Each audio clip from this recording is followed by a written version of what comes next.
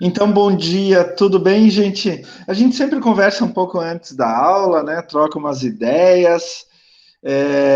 A gente fica falando sobre comida, sobre outras coisas assim, né? Sexta-feira é sempre bom, né? Hoje é o dia de ir no McDonald's, de pegar pizza, né? Afinal, sextou, não é? É a Cristiane, olha a cara da Cristiane lá, né? Ir no Habib's ou sei lá, mas o quê? Eu, na verdade, tenho uma vontade de comer um hambúrguer artesanal cheio de bacon, essa cheddar, ai que delícia, carne Angus, né? Ai que maravilha. Mas vamos lá. Hoje é sexta-feira, nosso último dia da semana, nosso último dia de aula na semana.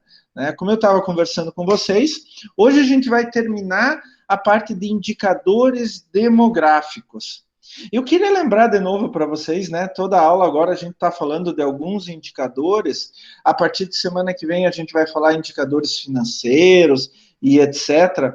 Vocês estão notando que tem muitas e muitas possibilidades de vocês inserirem indicadores de RH dentro da empresa de vocês?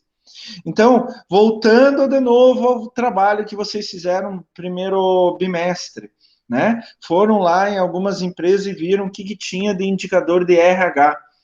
E eu notei que na maioria das empresas tinha poucos indicadores, né? A grande diferença que vocês podem, uma das grandes diferenças que vocês, como profissionais de RH dentro de uma empresa, podem fazer e devem fazer, é selecionar aqueles indicadores que são melhores para a empresa de vocês. Não precisam selecionar 20, 30 indicadores, mas aqueles que cabem melhor no caso de vocês. A gente estava conversando aqui um pouco antes com a Dani, por exemplo, sobre cultura organizacional, comportamento das pessoas dentro de uma empresa. A gente tem que pensar nisso daí também quando for selecionar indicadores, entre outras coisas. Eu vou mostrar muitos outros indicadores ainda para vocês. Não precisam usar todos, mas pensem bem, raciocinem sobre aquilo que a empresa de vocês precisa. Agora, tem uma coisa que eu espero que vocês nunca mais esqueçam. Nunca mais. Vocês podem não se lembrar que o professor Klaus existiu, mas eu quero uma coisa de vocês. Não existe receita pronta. Ponto final. Não existe receita pronta. Mesmo uma empresa que tem várias filiais, ela pode usar indicadores diferentes. Pelo menos alguns, porque isso vai depender do que eu quero para minha empresa, como eu quero que a empresa se mantenha, como eu quero que ela cresça e assim por diante. Então vai depender do que eu quero para minha empresa, tá? Vocês podem até acertar com uma receitinha pronta, mas a chance de vocês errarem é muito maior. Agora, quando vocês raciocinam, pensam sobre daqueles indicadores que o professor Klaus falou tudo, etc., discutiu e tudo mais, quais são os melhores para a minha empresa propriamente dita, tá bom? Então, eu vou compartilhar aqui a nossa apresentação e vamos conversar um pouquinho mais sobre indicadores demográficos. Então, vai entrar o slide. Pessoal, vocês estão enxergando o slide? Sim. Tá. Sim. Ótimo, muito obrigado. Então, gestão de indicadores para RH. Já estamos na semana 12. Deixa eu pegar aqui. Gente, nós temos 19 semanas, incluindo o exame final, a avaliação global 2 e o exame final. E já estamos na semana 12, né? Não temos mais muito tempo, infelizmente, mas ainda dá para falar muita coisa, dá para discutir muita coisa. Né? Eu queria lembrar de novo para vocês que a gente pode ter vários tipos de indicadores, né? Demográficos, financeiros, operacionais, de processo, desempenho, clima organizacional e sustentabilidade socioambiental. A gente está agora nos indicadores demográficos, que o objetivo desses indicadores é ajudar a gente a compreender como que funciona a nossa força de trabalho, o nosso capital humano, né? Aliás, eu gosto muito da expressão capital humano, porque capital remete à ideia de dinheiro, de valor.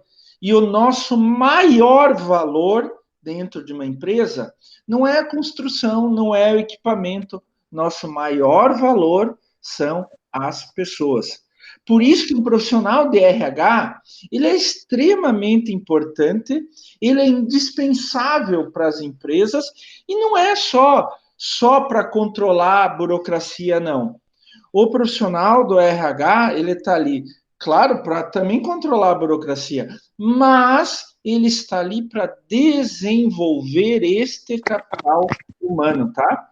Então é muito importante. Os indicadores demográficos, eles ajudam a entender que tipo de pessoas você tem ali na tua empresa, como elas estão se comportando, por exemplo, dentro da tua empresa.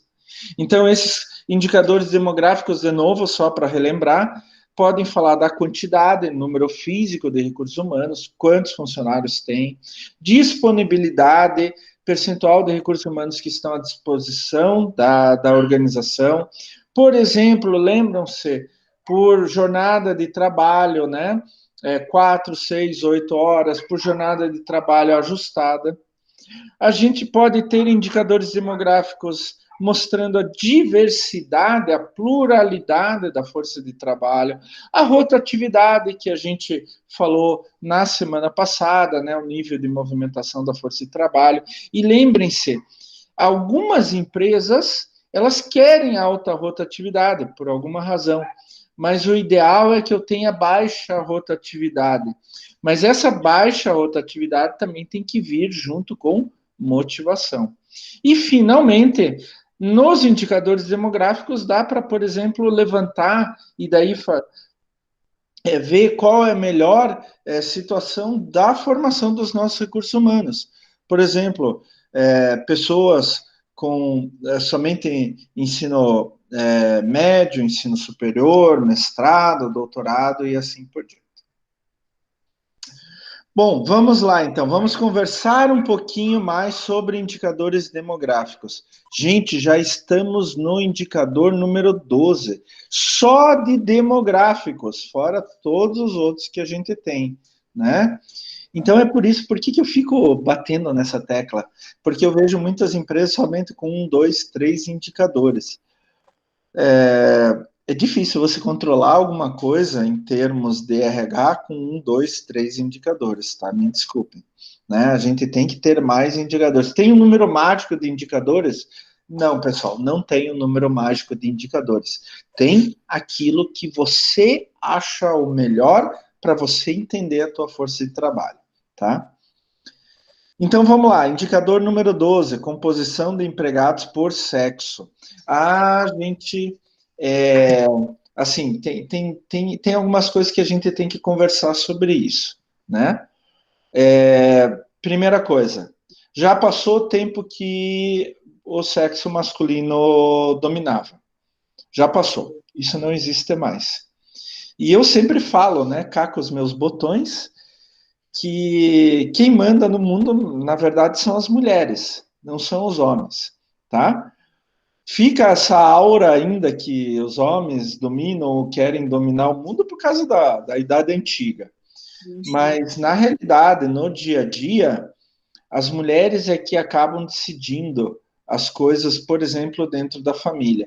E a família não interessa qual tipo de família, tá?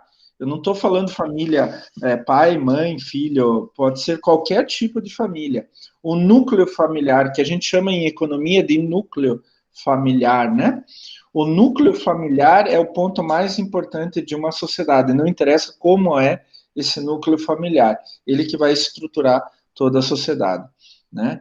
Então, um indicador como esse, ele, em primeiro lugar, ele não é para ser usado no sentido de preconceito. Ah, eu vou ver qual é a porcentagem de homens, qual é a porcentagem de mulheres, para daí diminuir a quantidade de mulheres, por exemplo. Não, não, não. Ou diminuir a quantidade de homens. Não. O ideal sempre é quando a gente faz a composição dos nossos, estuda a composição dos nossos empregados, dos nossos colaboradores, é importante, é interessante que você faça ou você determine uma composição ou tente chegar a uma composição que reflita a sociedade, tá? Então, como que é formada a sociedade? Porque a empresa, a organização, ela deve ser sempre um espelho da sociedade, né? Ela acaba sendo um espelho da sociedade. Lembrem-se que uma organização, ela não existe por si mesma, mas ela existe pelas pessoas que fazem parte daquela organização, tá? Então, por exemplo, hoje o Brasil é formado quase meio a meio. Na verdade, são em torno de 51% de mulheres e 49% de homens. É quase meio a meio. Então, dentro dessa ideia, o ideal é que uma empresa tenha essa mesma proporção que a própria sociedade tem. Eu posso fazer essa composição por raça, por exemplo, né? É, é, é até difícil falar, mas brancos, negros, índios, etc. Eu não estou falando de cota. Eu não estou falando de cota, tá, gente? Cota é outra coisa. Mas eu posso fazer isso dentro da minha responsabilidade socioambiental, responsabilidade social, eu posso tentar refletir a composição, né, da sociedade dentro da minha empresa, mas nunca usar como preconceito, tá? Nunca usar como um ponto de partida em detrimento de um grupo ou outro, seja por sexo, por religião, por cor da pele, alguma coisa assim. A gente sempre tem que se lembrar em tentar criar um ambiente plural. E, aliás, é daí que vem a riqueza das empresas, quando as empresas têm um ambiente plural, tá? Um ambiente diversificado. Então, isso é muito, muito importante, tá, gente? Eu gostaria, de verdade, que vocês levassem esse tipo de indicador, seja por sexo, mas daí na mesma linha, por cor, por religião, por idade, etc., que vocês levassem isso para refletir como é formada a sociedade e não para o lado de preconceito, né? Ah, eu sou evangélico, então eu só vou contratar evangélico. Ah, eu sou católico, então eu só vou contratar católico. Eu sou branco, vou só contratar branco. Eu sou homem, vou só contratar homem. Não. A gente deve criar um ambiente plural. E daí, este indicador vem mostrar o quão plural é o teu ambiente. Então, ele não deve ser usado para preconceito em hipótese nenhuma. Em hipótese nenhuma. Bom, eu já falei, já dei o meu recado aqui, gente, tá? Agora vamos para o indicador propriamente dito. É bem fácil, né? Então, eu pego o número, por exemplo, eu vou ver a proporção de funcionários do sexo masculino. Número de empregados do sexo masculino sobre o número de empregados total. E daí eu multiplico por 100, porque essa multiplicação por 100 é que vai dar a porcentagem. Por exemplo, a minha empresa tem 858 funcionários homens e 1.430 funcionários totais. Vezes 100, dá 0,6 vezes 100, dá 60%. E daí, obviamente, como até agora a gente só classifica em dois sexos, né? Mas já tem alguns movimentos para classificar ou ter mais classificações conforme a, a opção sexual da pessoa, né? Até agora a gente só classifica em masculino e feminino, né? Mas eu não estou dizendo que a gente não possa ter outras classificações, tá? Então, como a gente, nessa classificação aqui, tem duas opções sexuais somente, masculino e feminino, então eu já calculei os homens, obviamente as mulheres vão ser a diferença disso. Então, 100% menos 60% igual a 40%.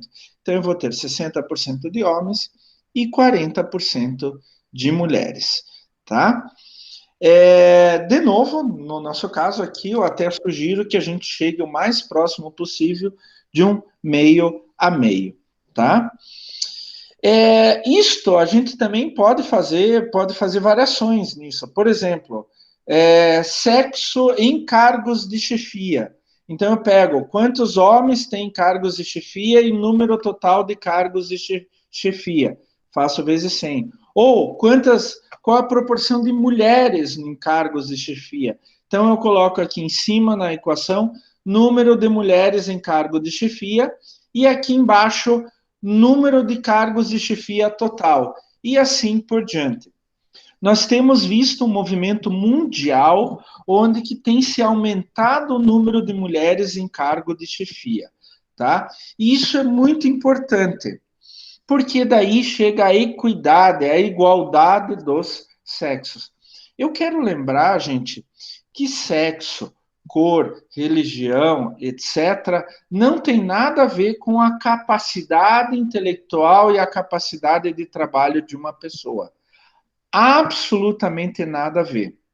Eu, particularmente, para mim, professor Klaus, inclusive está gravando aqui, eu não tenho o mínimo problema de falar, eu não consigo entender como algumas pessoas ainda acham, por exemplo, que mulheres são menos capazes do que homens. Eu realmente não consigo nem entender isso. Por quê? A minha vida, por exemplo, ela foi muito influenciada por mulheres. As mulheres da minha família, a minha mãe, minhas tias, as minhas avós. Elas foram extremamente importantes na minha formação como pessoa e na minha formação intelectual. Quando eu entrei para o colégio, a maior parte dos meus professores eram mulheres, inclusive no curso de agronomia. Eu tive muitas professoras e ela sempre com muita capacidade, com muita capacidade de trabalho, capacidade de raciocínio, elas me ajudaram a construir o que eu sou hoje. Então eu não consigo nem entender porque ainda algumas pessoas acham que mulheres têm menos capacidade, ou que alguma religião tem menos capacidade, ou alguma cor tem menos capacidade. Isso para mim eu não consigo nem entender. Absolutamente. Para mim, isso realmente não existe. A pessoa é que faz a diferença, independente do sexo, da religião, da cor, de qualquer ou do time que torce. Ah, só porque o cara é atleticano, então o cara não tem capacidade. Pô, tá certo que o Atlético é um timinho, né? Fazer o quê, né? Que o Coxa é muito melhor, né? Mas, eu tô brincando, gente. Mas não é porque a pessoa atleticana que não tem capacidade. Então vamos parar com esses preconceitos. A gente tem que ver a pessoa. A gente tem que ver a capacidade da pessoa, a vontade da pessoa, o empenho da pessoa, a produtividade da pessoa, o caráter da pessoa. É isso que mais importa do que rótulos, tá? Então, quando vocês forem usar esses indicadores, composição dos empregados por sexo, por religião, por isso, por aquilo, não pensem na pessoa pelo rótulo, mas pela capacidade dela. Por isso que a gente tenta hoje aproximar muito dentro de uma empresa o que é aquela sociedade. Tá bom, gente? Isso é muito importante. Não podemos mais ter essas distensões dentro de uma sociedade. O ser humano é um só, tá bom? A gente pode fazer a média do mês, média do ano, evolução, a gente pode fazer o que quiser. Olha, por exemplo, aqui, olha, eu tenho dois tipos de gráficos, né? O gráfico em pizza. A gráfico em pizza, já falei, é bem interessante. É quando eu tenho poucos elementos para colocar, então só homens e mulheres. Então, aqui já batendo o olho no desenho, você já vê, opa, tem mais homem do que mulher.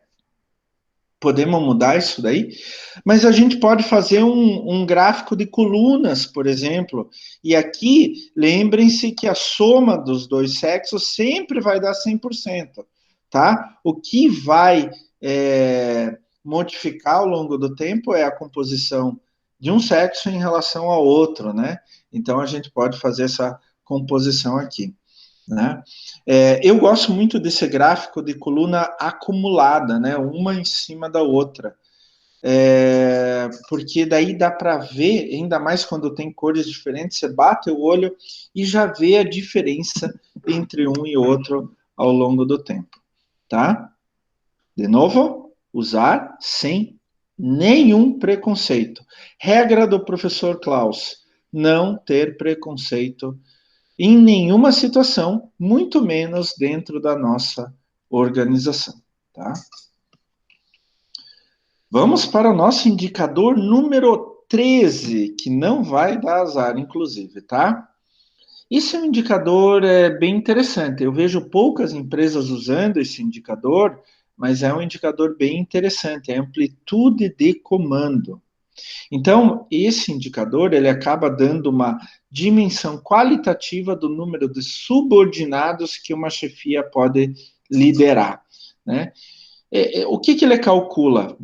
Vamos direto ao ponto. O que ele calcula?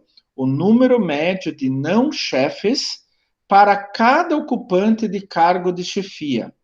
E eu quero deixar bem claro para vocês que cargo de chefia não é só o diretor, tá? Então, começando de baixo para cima, a gente tem o supervisor, supervisor de área, por exemplo, supervisor de equipe, talvez um encarregado um pouco acima dele, de departamento, um gerente de área e um diretor, né? Então, quando a gente fala de amplitude de comando, a gente está falando de absolutamente todos os cargos de chefia. Então, isso é muito importante, tá? Na verdade, o que a amplitude de comando ela acaba dizendo assim? Quantas pessoas os chefes têm subordinados a eles, tá? Então, quanto mais pessoa um chefe tem em média subordinado a ele, a gente parte do princípio que mais difícil é ele dar conta de tudo. Então, um chefe, alguém em cargo de chefia com 500 pessoas subordinadas a ele, é meio complicado, né? Agora, se eu tenho menos pessoas subordinadas, ele consegue trabalhar com aquele grupo de forma melhor, de forma mais individual. Por outro lado, a gente também tem que cuidar que se o número for muito baixo, e até o caso do exemplo que eu vou dar agora, se o número for muito baixo, será que não tem alguma coisa de estranho nisso? Eu sempre brinco, é muito cacique para pouco índio, né?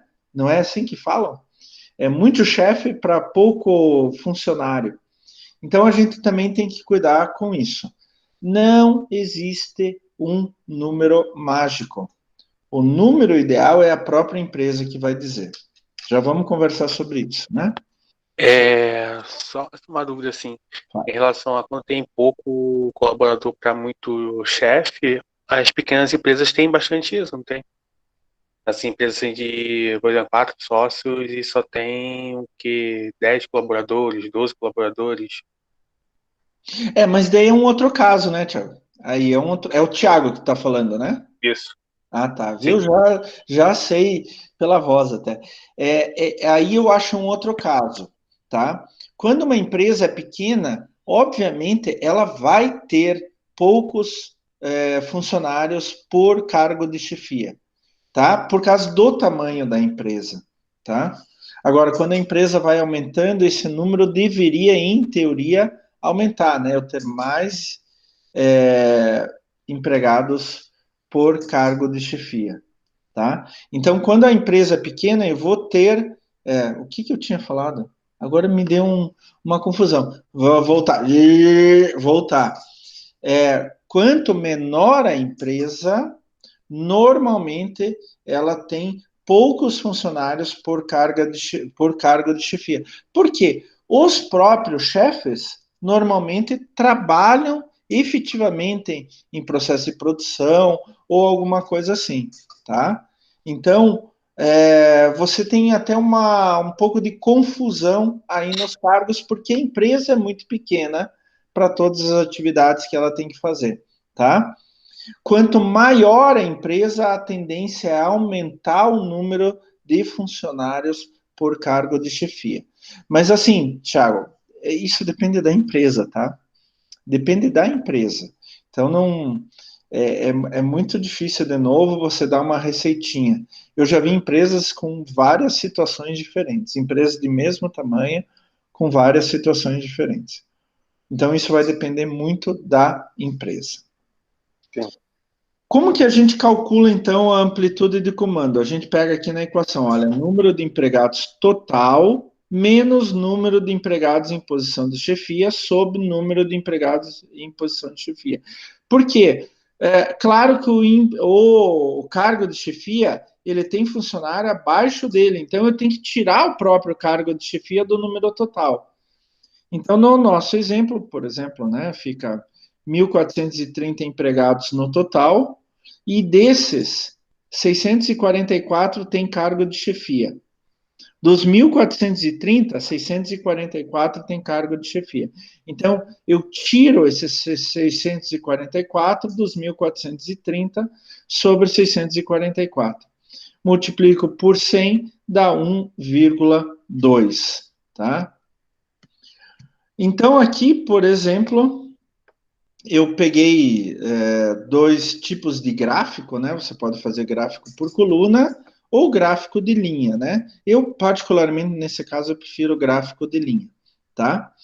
Então, a gente pegou lá os dados quaisquer, fez em um ano, de janeiro até dezembro. E a gente viu que foi aumentando o número de funcionários por cargo de chefia, tá? Opa, o que eu estou fazendo? Aqui. Foi aumentando o número de funcionários por cargo de chefia.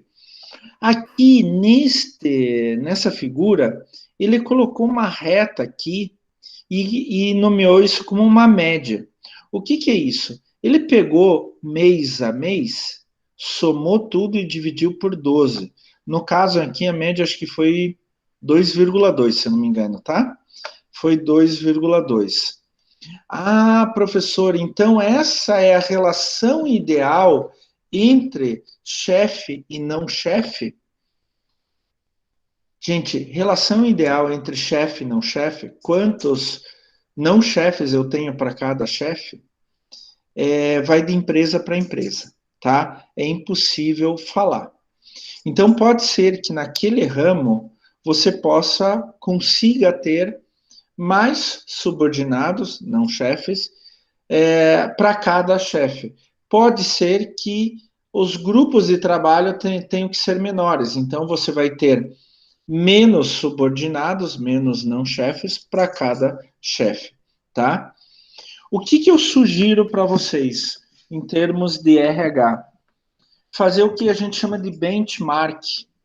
Benchmark é uma pesquisa entre empresas da mesma área. Então, hoje está ficando cada vez mais comum o benchmark, não benchmarking, né? Não, antigamente era muito difícil conseguir esses dados, porque as empresas consideravam muitos dados como sigilosos. Hoje elas já estão liberando muitos. Então, você pegar, eu trabalho numa padaria. Como que é o caso das padarias em geral aqui em Curitiba? Quantos não chefes ela tem para cada chefe, para cada função formal de liderança? E daí você pode usar isto como uma média a ser alcançada. Se eu passo muito disso, de repente eu tenho muito chefe, posso estudar bem e eliminar alguns cargos de liderança. Se eu estou abaixo disso, eu tenho que começar a pensar: será que não é melhor eu aumentar essa relação, ter mais não chefes para cada chefe? Então eu tenho que refletir, eu tenho que pensar, eu tenho que raciocinar qual é a melhor situação para mim, tá? Perdão. Vocês sabem que chega na sexta-feira, minha voz já se perde um pouquinho, né? Tem uma outra questão aí na amplitude de comando que vocês têm que tomar cuidado, tá? É assim, como eu vou explicar? Algumas vezes, dentro de uma empresa, você tem os cargos formais de liderança, então vamos lá, supervisor, encarregado, gerente, diretor. Mas, na prática, uma outra pessoa, ela tem um poder muito grande de liderança. Então, por exemplo, você tem um grupo de trabalho, um certo departamento. Ali tem o supervisor, tem o encarregado, tem o gerente, mas tem um funcionário que não tem cargo de liderança, cargo formal nenhum, mas exerce uma liderança sobre as pessoas. Muitas vezes, uma liderança, por exemplo, né, ele dá o exemplo de como se deve agir. Uma liderança por conquista, onde que o caráter, o temperamento dele acaba conquistando as outras pessoas. Isso que a gente chama de liderança não formal. Essa liderança não formal é muito complicada de você determinar quem que é o líder não formal e como ele exerce aquele comando. Muitas vezes a gente percebe isso, que isso acontece, mas não consegue definir um posicionamento daquela pessoa dentro daquele grupo. Como ela não possui um cargo formal de liderança, a gente não conta no indicador. Mas é bom vocês ficarem de olho, né? Não pelo lado ruim, pelo lado bom. Porque aquela pessoa que exerce uma liderança chamada não formal, talvez ela seja uma pessoa muito boa para ser elevada a um cargo de chefia, um cargo de liderança formal, começando com supervisor, com encarregado, etc. Isso aconteceu com um aluno meu lá da engenharia de produção da Andrade. Ele está até se formando agora, final do ano. Ele trabalhou muitos e muitos anos, quando eu dava aula para ele trabalhou muitos e muitos anos numa empresa e começou a se destacar. Ele não tinha nenhum cargo formal de liderança, absolutamente nenhum. Mas a chefia dele notava que dentro do grupo de trabalho dele, ele sempre tomava iniciativa, ele mostrava para os colegas como deveria ser feito. Então ele era proativo.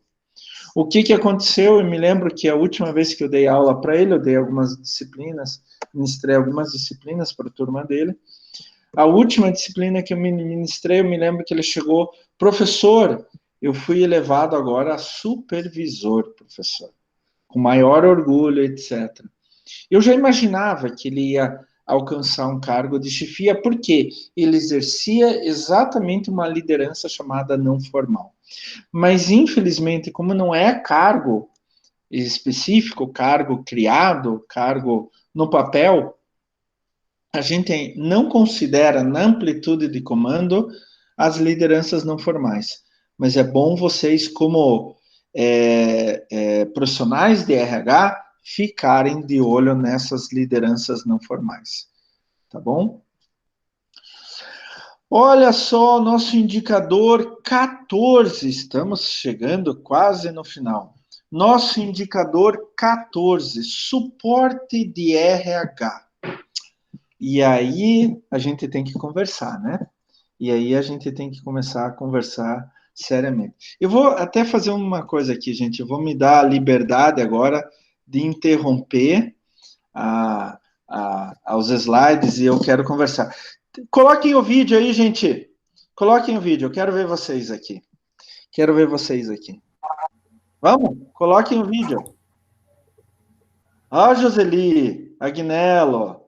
Olha só, a cara da Joslane quase dormindo, deitada aí. Olha que coisa boa, né?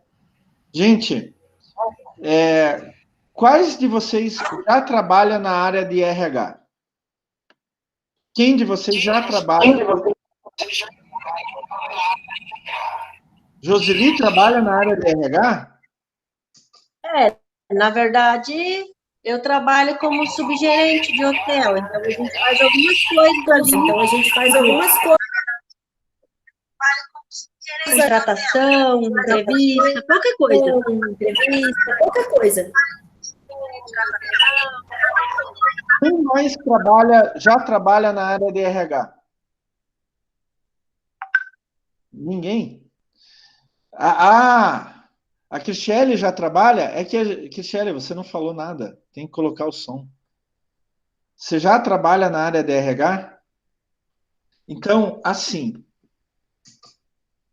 o que foi, Cristiele? Fale, coloque o microfone, não fique. Coloque no chat, escreva no chat, então. Vamos lá. Você trabalha. Tá, tudo bem. Acabei de ver aqui. Gente, uma coisa que eu tenho notado nos últimos anos é o seguinte: vocês, mesmo que vocês não trabalhem no RH já, muitos de vocês devem ter o contato com o RH da empresa de vocês. O que eu tenho notado é que tem um movimento nos últimos anos de você enxugar o RH. Vocês têm a mesma percepção que eu? Sim. Tem a mesma percepção? Por quê? Parece que o RH é supérfluo. A gente tem que diminuir o nosso custo fixo. Então vamos diminuir o RH. Né? Estamos vendendo menos, temos que diminuir o custo fixo, vamos diminuir o RH. Mas o RH é uma parte importante da empresa. O RH, além de fazer o trabalho burocrático de controle do pessoal, ele vai exercer um poder, uma influência muito grande, fazendo a seleção do pessoal, escolhendo o pessoal correto, fazendo treinamento, ajudando a estabelecer a cultura organizacional e assim por diante, né? Gestão do conhecimento também entra, uma parte de RH, e assim por diante. Então, assim, o que eu estou notando ultimamente é que os departamentos de RH estão ficando cada vez menores e o resto está aumentando. E o que isso significa na prática para a gente no RH? Significa que cada pessoa, cada funcionário no RH, hoje tem que atender um número maior de funcionários que não são do RH. Já notaram isso? Quando atendem, né? Bom, daí é um outro problema, Dani, daí é um outro problema, tá? É um outro problema. Mas eu estou falando, né, a situação, né, assim, que seria mais próximo do ideal possível, né? Eu vou dar Então, um exemplo assim, lá na empresa, são 1.000 funcionários para 2 pessoas do RH atender. quantos funcionários? 1.000 funcionários para 2 pessoas do RH atender. Vamos dar essa média Não, aí. o RH inteirinho só tem 2? É que o RH mesmo, a matriz é em São Paulo. Aqui no Paraná, aqui na nossa administração, fica só mais para fechamento de folha de pagamento e entrega Tá. de atestado, entendeu? Mas assim, Tá. o setor de RH ali dentro são só 2 para atender os 1.000 que tem ali dentro, entendeu? Isso é complicado. Fale, Thiago, você queria falar algo? Normalmente, quando tem menos pessoas no RH, por exemplo, nesse caso, vamos dar um exemplo assim prático. No caso, só tem 2 colaboradores no RH, eles vão exercer mais de uma função, né? No caso. Vão exercer tudo. Eles vão exercer tudo. É complicado. É uma situação complicada. Solitário das empresas que eles não estão valorizando tanto o RH, né? Exatamente. E aí, a gente tem que começar a mostrar que a situação não é bem por aí, né? O buraco é mais embaixo. O RH ele tem uma importância muito grande e não é só burocrática. Ele tem que fazer o trabalho burocrático, por exemplo, controlar a folha de pagamento, essas coisas tem que. Mas o RH, ele existe com uma importância muito maior do que isso, né? O RH está ligado a, como eu já falei, a questão do conhecimento, a cultura organizacional, a capacitação, né, das pessoas e assim por diante, tá? Então, para mostrar exatamente isso, para discutir isso dentro de uma empresa, é que a gente tem um outro indicador que é bem interessante. A gente ainda não entrou nos indicadores do departamento de RH, mas este indicador aqui, por que eu falo isso? Porque tem indicadores do próprio departamento de RH. Mas esse indicador mostra a relação do departamento de RH com o resto da empresa, tá? Então, o suporte de RH, nosso indicador número 14, é a relação entre funcionários do RH e das demais partes da empresa. Na verdade, o que a gente quer responder é o seguinte: quantos empregados, quantos funcionários são atendidos por cada por cada, olha que bonito, né? O professor falando besteira, por um funcionário do RH. Então, cada funcionário do RH atende quantos funcionários em geral? Esse, acho que é um indicador muito importante. Ele tem várias nuances aí. Por exemplo, ele pode mostrar a importância que a empresa dá para o RH, tá? Então, quanto menor o número de funcionários de empregados em geral, que cada funcionário do RH atende, significa que o departamento de RH é bem estruturado. Então, cada funcionário do RH ele tem uma maior condição de atender mais individualmente cada empregado geral, né? Agora, por outro lado, se o número dá muito alto, isso significa que cada funcionário do RH tem um número muito alto de funcionários gerais para atender, significa que o RH é desvalorizado e é um aumento da carga de trabalho, um aumento gigantesco da responsabilidade sobre o funcionário do RH, tá? Então, aqui, por exemplo, como que é essa equação? Suporte de RH. Então, eu pego o número total de empregados e tiro desse número total os próprios empregados de RH, tá? E daí eu divido pelo número de empregados do RH. Dani, olha aqui teu sonho, Dani. A nossa empresa tem 1.430, um pouquinho mais que a tua aí, só que em vez de 2 funcionários de RH, tem 143, tá? Então, obviamente, eu tenho que tirar esses 143 do total, né? Porque eu quero saber quanto cada um desses 143 atende de outros tipos de funcionário, né? Então, nesses 1.430 já está o RH. Como eu tenho que tirar o RH, 1.430 menos 143 sobre 143. Então, aqui igual a 9, tá? Isto significa que cada funcionário do RH atende 9 funcionários de outros departamentos, tá? A gente pode usar esses dados e colocar, por exemplo, ver a evolução deles ao longo do tempo, ao longo de um ano, comparar ano com ano, ano 1, ano 2, ano 3, ano 4, ano 5, ano 6 e assim por diante, né? Então, eu posso fazer isso todos os meses, janeiro, fevereiro até dezembro, e ver como foi o comportamento. O que significa aqui, por exemplo? Aqui, olha, vocês veem que nos primeiros 5 meses eu estava com um número mais baixo, entre 9 e 13. Isso significa que nos primeiros 5 meses, cada funcionário da RH tinha que atender, tinha que se responsabilizar, ou algo nesse sentido, entre 9 e 13 funcionários dos outros departamentos. A partir de junho, essa relação subiu para 32 e permaneceu a mesma até o final do ano. O que significa isso? Vamos olhar. Pode ter 2 caminhos aqui. E essas coisas que eu quero que vocês comecem a pensar. Por que teve esse aumento? O primeiro caminho pode ser o seguinte. Aqui eu tinha menos funcionários por funcionário do RH. Aqui eu tinha mais. Então, pode ser que eu tenha contratado mais funcionários no geral. Não mexi em funcionários de RH e contratei mais no geral. Como eu contratei mais no geral, adicionou mais funcionário que cada funcionário da RH tinha que atender. Outro caminho que pode estar acontecendo eu não contratei ninguém a mais no geral, mas eu mandei embora uma parte do RH. Eu enxuguei o meu RH.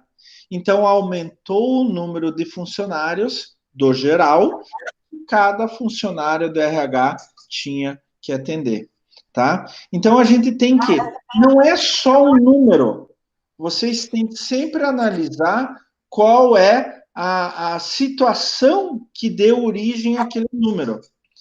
Eu diria assim o seguinte, olhando um gráfico como esse, bom, tem 2 caminhos. Ou eu contratei mais funcionários no geral e não mexi no RH, né? Eu não contratei ninguém no RH, mas não mandei ninguém embora. Como eu contratei mais no geral, vai acumulando mais funcionário por funcionário de RH. Ou o segundo caminho, que daí me preocupa.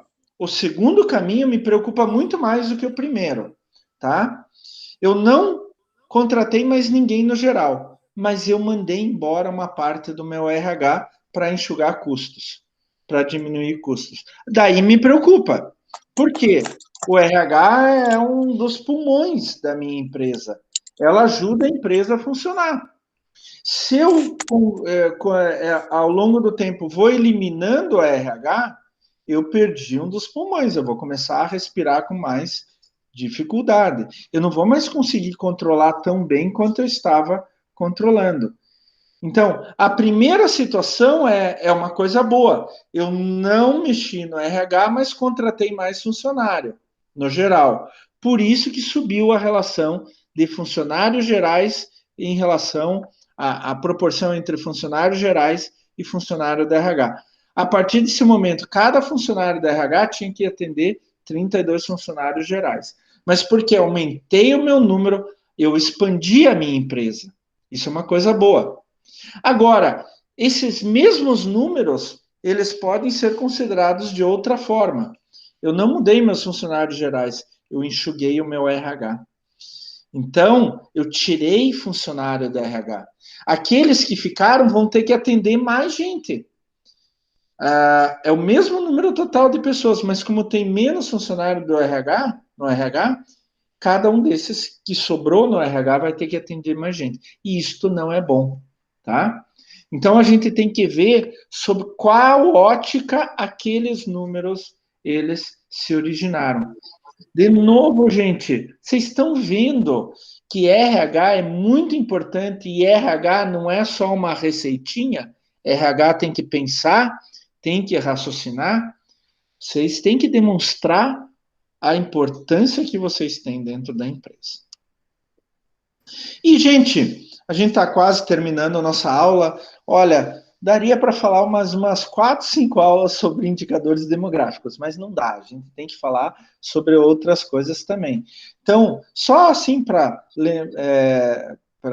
colocar na cabeça de vocês, né? A gente pode fazer empregados por faixa etária. Por exemplo, eu entraria na faixa etária mais velha, né? A maioria de vocês entraria na faixa etária mais nova. Quantos empregados a gente tem por cada faixa etária? E daí é importante colocar que, mas o que é bom para a empresa? Não sei. A gente tem que se lembrar que as pessoas mais velhas podem ter certos vícios, mas elas têm mais experiência acumulada. Elas com certeza conseguem resolver problemas por causa dessa experiência acumulada ao longo do tempo mais facilmente que uma pessoa mais jovem. Mas uma pessoa mais jovem talvez tenha mais motivação. E assim por diante. O que é melhor para a tua empresa? Tá? Não é só mandar os mais velhos embora e pronto. Não, você tem que ver, será que uma pessoa mais velha, com mais experiência, não vai ser melhor para a minha empresa? Ou vice-versa? A gente pode calcular empregados por grau de instrução, né? Ensino básico, ensino médio, ensino superior, e assim por diante. Por estado civil, né? Casado, solteiro. Mas tomem cuidado, gente. Eu vejo muitas empresas, por exemplo, não contratando mulheres casadas, principalmente na faixa etária mais fértil, porque essas empresas têm medo que a mulher engravide e daí tenha que dar licença maternidade. Isso não pode ser feito, inclusive isso é contra a lei, tá, gente? Isso é contra a lei, isso é discriminação pura, tá? Empregados por tempo de empresa, quer dizer, aí é muito ligado à rotatividade, né? Então, a média dos meus empregados está há 10 anos na empresa. Isso pode ser uma coisa maravilhosa, se vocês trabalharam bem essas pessoas ao longo do tempo.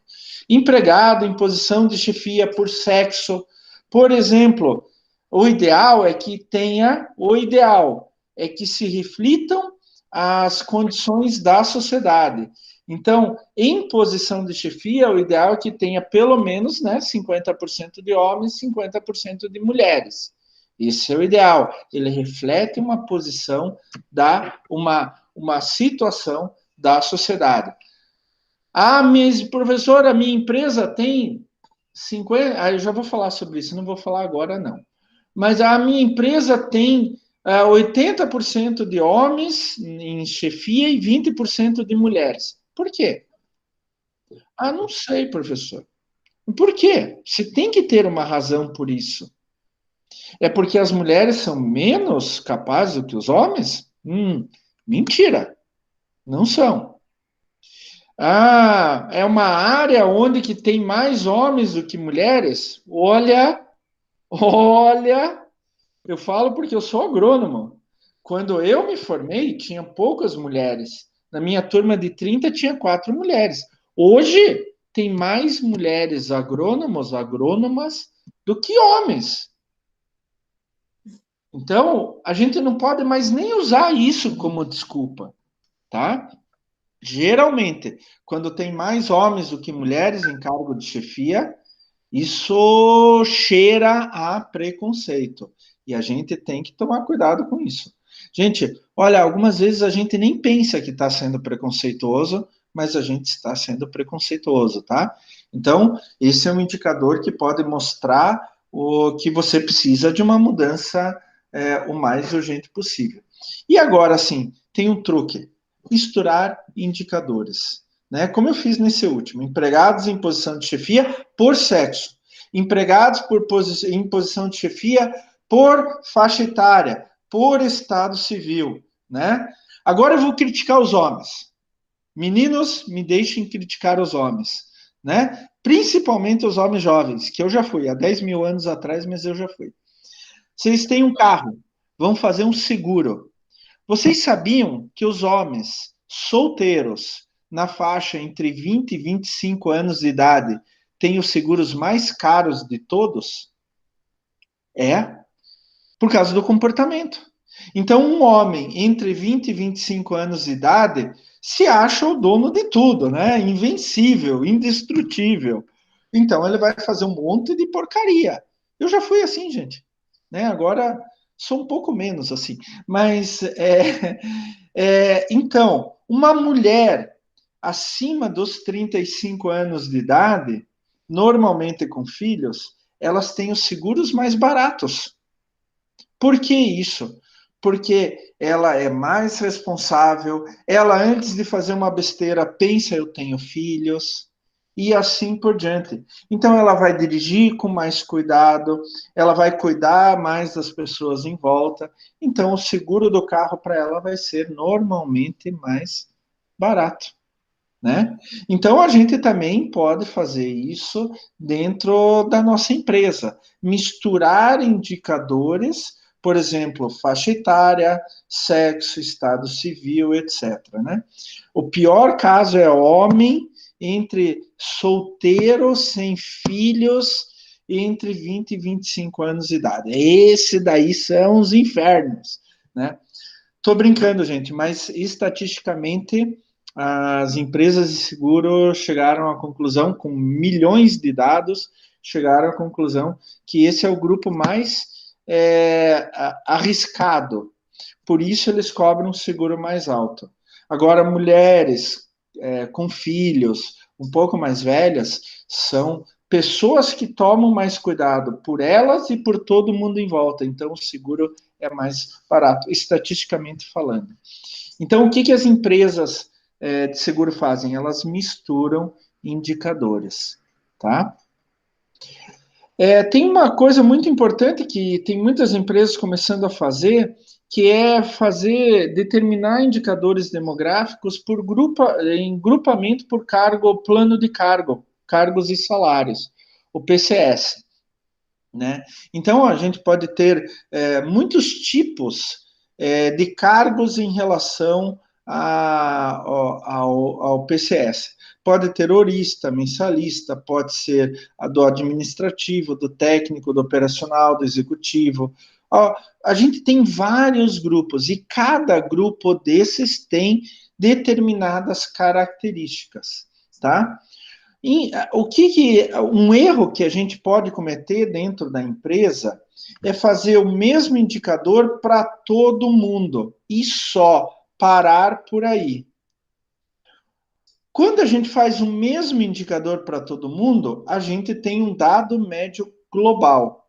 Então, pode ser pessoal do administrativo, do chão de fábrica, pode ser de jornada de trabalho de 8, 6 ou 4 horas. A gente tem diferentes condições para um número só. E isso, algumas vezes, pode nos enganar. Eu quero que vocês prestem muita atenção nisso, tá? Quando a gente calcula um índice só, usa um indicador, obtendo o índice para todo mundo ao mesmo tempo, isso pode esconder falhas, pode esconder problemas, né? O ideal é que eu calcule o indicador para todo mundo, né? Obtenha um índice, um dado médio global, mas, junto com isso, eu calcule um indicador por plano de cargo. E daí vai dar um melhor entendimento do que pode estar acontecendo em relação a um problema, alguma coisa assim, tá? Eu quero ver, ó, tem aqui, ó. É o que a gente chama de visão do todo e visão das partes, tá? Você pode ter um ou mais indicadores demográficos que são considerados ideais, mas isso pode distorcer, se você calcular um só para toda a empresa, pode distorcer algum lugar da empresa, tanto para o bem quanto para o mal, tá? E daí a gente tem que mudar um pouco a nossa interpretação. A gente tem que, em vez de só ver o todo, a gente tem que ter o que a gente diz que é a visão do todo em função da visão das partes. Por exemplo, sei lá, vamos chutar alguma coisa. Rotatividade. Se eu fizer o cálculo da rotatividade na minha empresa como um todo, ela dá 3%. Nossa, professor, rotatividade é legal. Pouca gente está entrando e saindo, as pessoas estão se mantendo dentro da empresa. Legal, eu não preciso gastar dinheiro com treinamento, com integração, né? Até. Opa, alguém pode fechar o microfone aí, por favor? Está dando microfonia.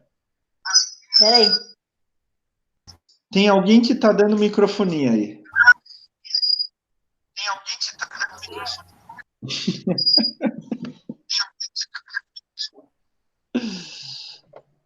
Deu certo agora? Não. Deixa eu ver aqui. Tem alguém que está com 2? Não, acho que já foi resolvido. Eu.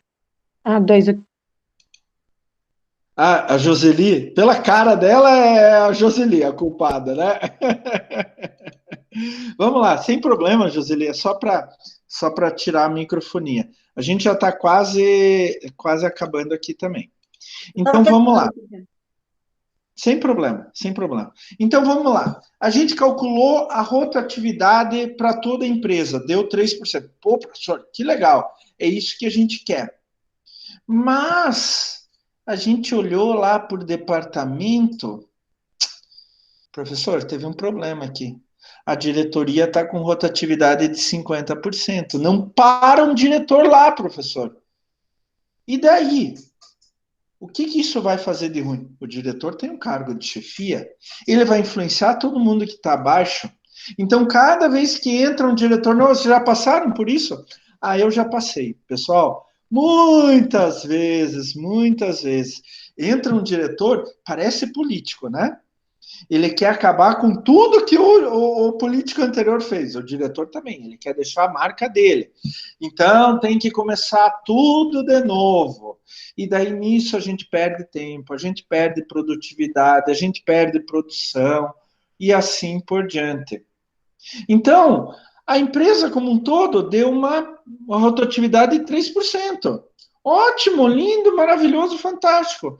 Mas os cargos de chefia lá importantes mudam o tempo todo. Não para um diretor lá. E cada vez que entra um diretor, professor, ele quer mudar tudo, ele quer colocar a cara dele ali dentro. Isso é bom? Não, não é bom, tá? Então, por isto que a gente não pode ficar fixo somente num indicador com seu índice global para toda a empresa. Então, o ideal, gente, quando vocês vão calcular um indicador, que vocês calculem aquele indicador para toda a empresa e calculem para cada parte, tá? Ah, vamos pegar o exemplo de uma universidade, né? É bom que os professores mudem o tempo todo. Uma universidade é feita por professores e uma série de outros funcionários, né? Daí tem o RH, tem o pessoal da vigilância, da limpeza, dos laboratórios e tudo. Digamos que eu calcule a rotatividade para toda a universidade. Ah, deu baixa. Por quê? Os outros funcionários, fora professor, eles se mantiveram ao longo do tempo, mas vai trocando o professor, vai trocando o professor. O que faz uma universidade? É o professor com o aluno. Se vai trocando o professor o tempo todo, o aluno vai ficar, poxa, mas assim não dá. No meio do semestre a gente trocou 3 professores. Pô, não dá. O ideal é que o professor seja estável. Mas se eu calculei para a universidade inteira, deu um nível de rotatividade baixo, mas interessa muito saber qual é o nível de rotatividade dos professores, por causa da característica do negócio. Né? O professor é que faz a universidade. Ele que está ali na frente de batalha, né? No fronte da guerra. Né? Ele faz a diferença. Então, o ideal é que eu mantenha os professores ao longo do tempo. Vocês estão compreendendo? A visão do todo em função da visão das partes. É extremamente importante, gente. Principalmente para indicadores demográficos. Principalmente para indicadores demográficos, tá? O grande desafio do RH tá qual o nível de aprofundamento. Professor, até onde que eu tenho que chegar? Não sei. Não sei. Me desculpem dizer isso, mas eu não sei. Vai depender da tua empresa. Vai depender das características da tua empresa, como que ela é dividida, qual é a importância relativa de cada área dentro do todo, e assim por diante. Né? Agora, o que eu posso falar para vocês com certeza é, vocês têm uma suspeita que pode estar acontecendo alguma coisa em algum lugar, tem um indício de problema, vão lá e calculem, tenham a visão da parte. Usem o filtro. Por exemplo, eu acho que no chão de fábrica está com algum problema. Vamos lá e vamos começar a calcular indicadores demográficos pro chão de fábrica. Só para eles. Então, se vocês começam a suspeitar que pode ter alguma coisa, por exemplo, quando for uma questão mais sensível, vendas, departamento de vendas tem algum problema. Vamos acompanhar mais detalhadamente o departamento de vendas. Então, em vez de começar a fazer indicadores gerais, vamos fazer o geral e vamos fazer aqueles mesmos indicadores só para o departamento de vendas. E é claro, daí, quais números eu vou usar? Eu vou usar os números do departamento de vendas, tá? Isso que a gente tem. Eu quero rotatividade só do departamento de vendas. Então, eu pego o número total de funcionários do departamento de vendas e aqueles que entram e saem do departamento de vendas. Eu vou usar a mesma equação que a gente já viu. Só que, em vez de usar os números gerais, eu uso os números só do departamento de vendas. E assim por diante, tá? Eu considero isso muito importante, tá, gente? Demais. A visão do todo e visão das partes. A visão do todo em função da visão das partes. Se vocês tiverem suspeita de alguma coisa que está acontecendo em uma parte da empresa, comecem a desenvolver, calcular os indicadores demográficos para aquela parte da empresa. Certo, pessoal? E assim a gente termina os indicadores demográficos, tá? Alguém tem alguma pergunta? Olha só, temos visita. Oi, Cristiane. Temos visita. Teu filho? É uma filha.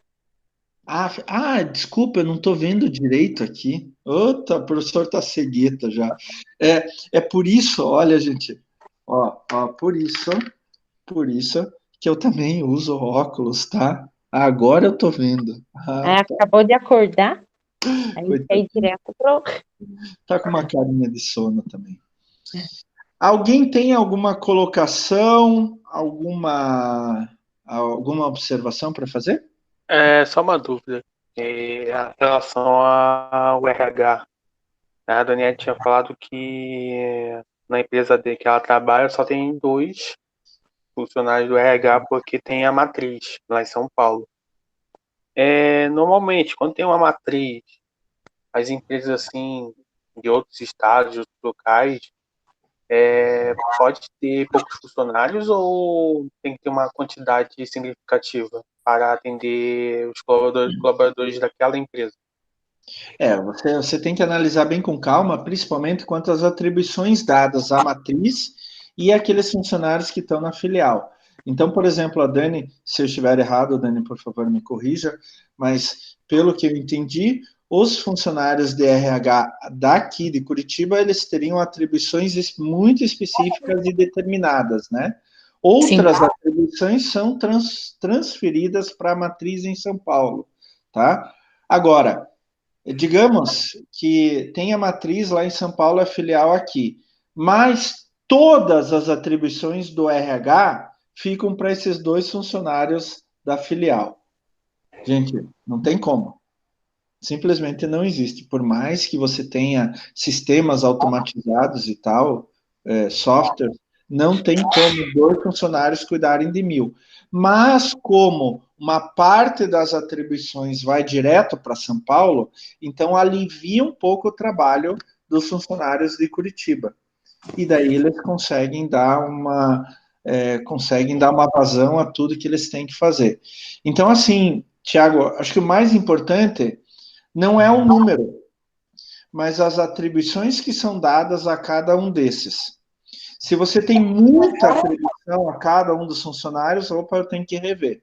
Está acima do normal. Está acima do que ele realmente consegue fazer, tá? Eu vou dar um exemplo assim. A maior observação é essa. No caso nosso lá, por exemplo, o ponto, né? O ponto, ou quem faz o fechamento do ponto é o supervisor. Ele verifica os horários batidos, tudo certinho. Se tiver que fazer alguma correção, é o supervisor. Então já não fica a cargo do RH. Por exemplo, a empresa do meu marido é uma empresa média. E eles têm 8 funcionários trabalhando no RH para atender na média aí de 400 funcionários, entendeu? Então eu acho que vai variar muito de acordo com o que o Klaus falou, entendeu? Do que cada um vai fazer dentro daquele setor. Se tiver muita, no caso, assim, se a empresa lá, por exemplo, não tivesse um sistema onde o funcionário pudesse ver sua folha de pagamento, sua folha ponto, pedir as férias, que nem para nós lá tem esse sistema, que quando você está com as férias vencidas, você pode programar suas férias, eu entendo que ia aumentar o fluxo de pessoas dentro do RH. Mas como tem aquela parte que chega no supervisor e o supervisor resolve muitas coisas, eu acho que até por isso que só tem 2 lá dentro, que é mais para bater mesmo folha de pagamento, né? No caso, bater a folha ponto, fazer o fechamento da folha e mandar para pagamento, receber atestado, coisas assim. Porque a maioria das coisas ali ou é resolvido via sistema ou é resolvido via supervisor. Então, eu acho que por isso que não tem a necessidade de mais gente lá dentro do setor do RH.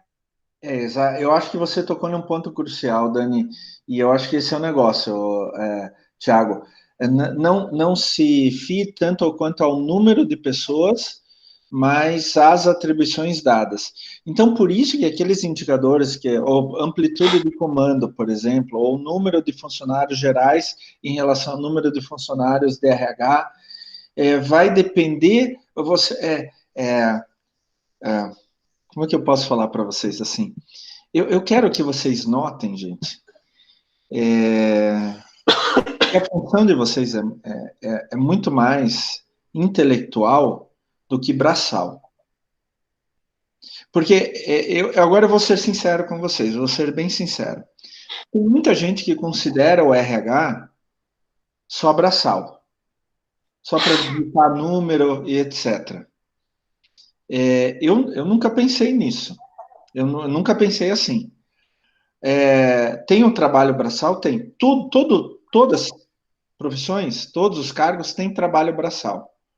Mas o RH tem. E tem muita gente do RH que se considera só como trabalho braçal. E daí é um pecado mortal, vai daqui direto para o inferno. Vocês têm que se considerar muito mais do que isso, tá? Então, hoje, a gente já tem sistemas, como a Dani falou, onde que tem um sistema, um software de RH, onde que o funcionário entra, ele já pode pedir férias para tal época, então o próprio sistema vai puxar, já vai ver se não tem férias batendo de outra função importante, e assim por diante. Isso é fácil fazer um sistema desses, um software desses. E daí tira um pouco das atribuições do RH, do trabalho braçal do RH. E daí mostra muito mais, ou acaba reluzindo muito mais a importância do RH como um trabalho intelectual. Então, o RH, hoje, ele está migrando muito mais de um trabalho braçal para um trabalho intelectual do que ao contrário, do trabalho intelectual para o braçal. Porque o braçal, sistemas, softwares podem fazer. Mesmo folha de pagamento. Você tem que entender de folha de pagamento, é óbvio que tem que entender, gente, pelo amor de Deus. Mas hoje existem softwares que facilitam, tornam mais rápido o processamento de folha de pagamento. Você não precisa fazer a folha de pagamento à mão hoje. Há 40 anos atrás, quando meu pai tinha uma empresa, 50 anos atrás, tinha uma metalúrgica, a folha de pagamento era feita na mão, gente. Na mão. Então, hoje você diminui muito o trabalho braçal. Isso evidencia o trabalho intelectual. Isso mostra a importância daí do trabalho intelectual. Então, hoje o RH, o trabalho braçal está ficando cada vez mais produtivo. Enquanto você tinha X funcionários para fazer a folha de pagamento à mão, hoje você pode ter uma pessoa que faz a folha de pagamento e muitas outras coisas, porque tem um sistema, um software que te ajuda, tá? E daí mostra a importância do RH para outras coisas, para ver quais são os pontos fracos da empresa, o que a empresa pode fazer em termos de treinamento, em termos de motivação, em termos de liderança e tudo mais. Daí entram outros aspectos do RH que eu considero até muito mais importantes do RH para a empresa, tá? Então, assim, Tiago,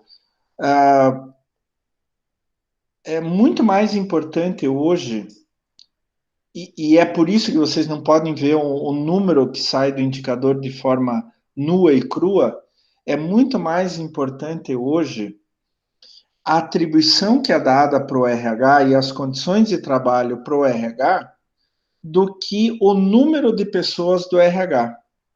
Porque você pode ter um número menor desde que as atribuições, os meios de trabalho sejam bem distribuídos, sejam bem determinados, tá? Então, por causa de softwares que facilitam muito a vida e outras coisas, hoje é muito mais fácil, tá?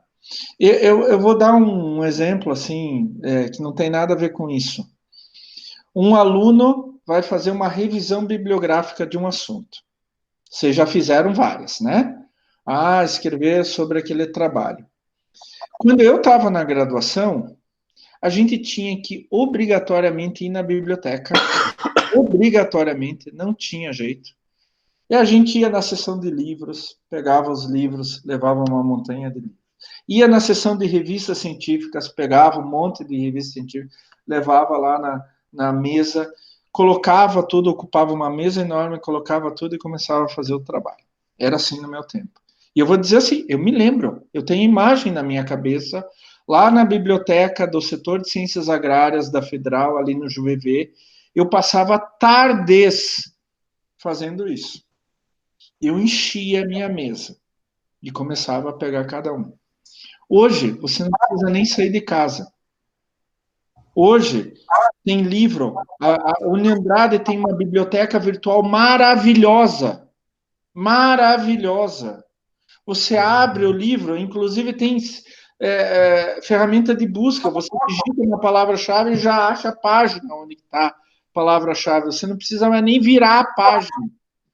A mesma coisa com artigo científico. Você entra lá no Cielo, no Web of Science, no Science Direct, e no Science Hub, e vai pegando o artigo e você coloca, baixa um PDF e pode usar um sistema uma ferramenta de busca por palavra-chave dentro daquele documento.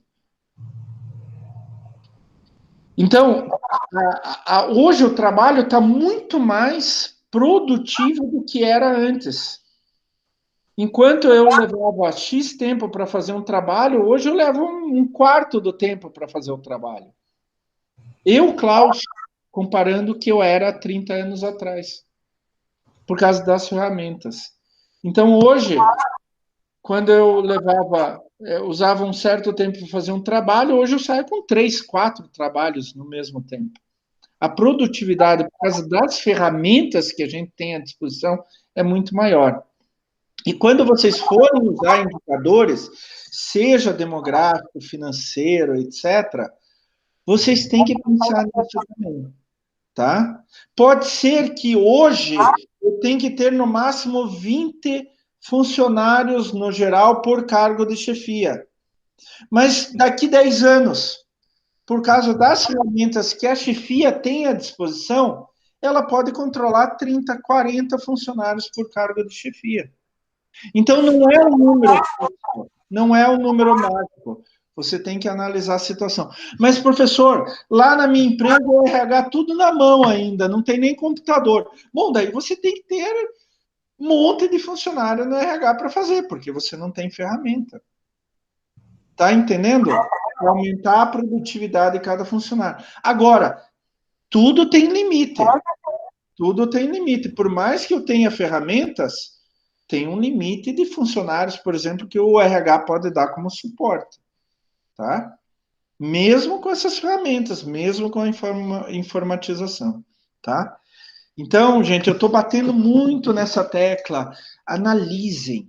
Não peguem um número nu e cru ali, pronto.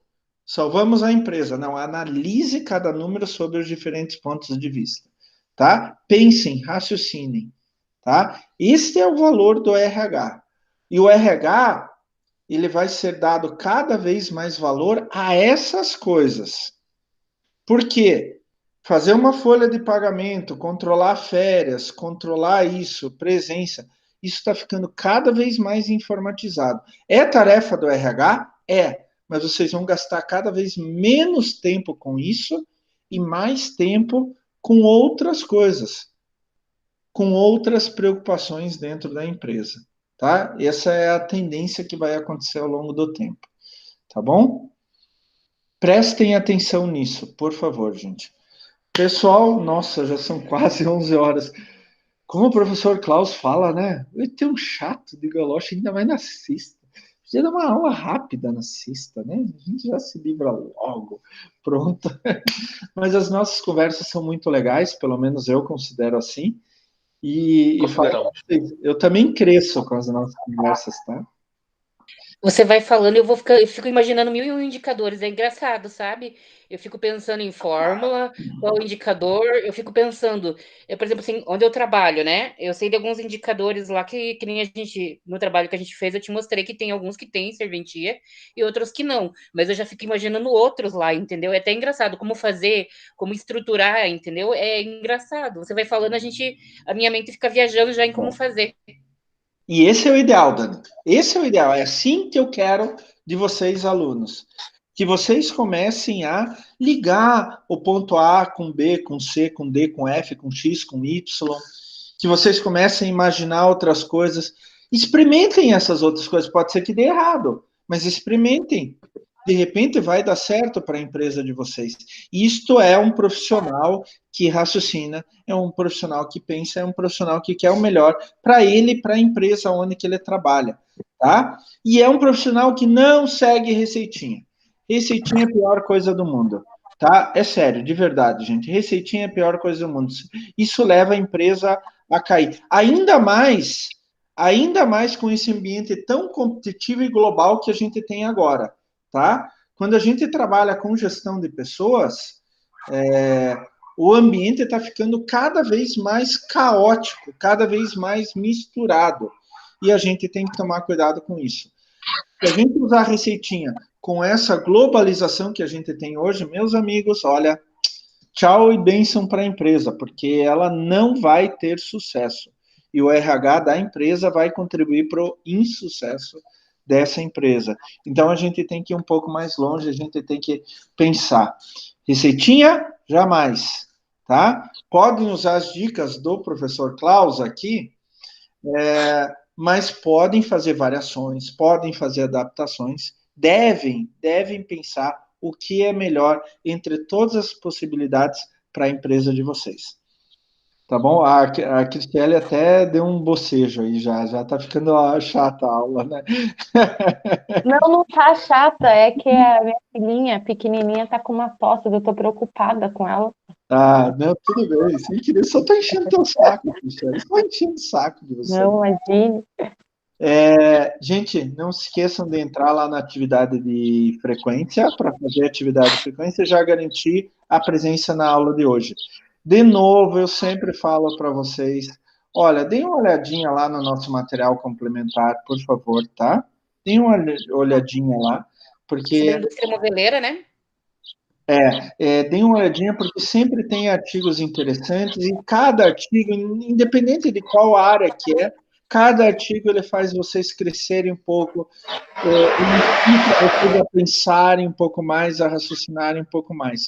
É um dos grandes segredos. Quanto mais a gente lê, mais a gente cresce, tá bom? Dentro da área que a gente escolhe.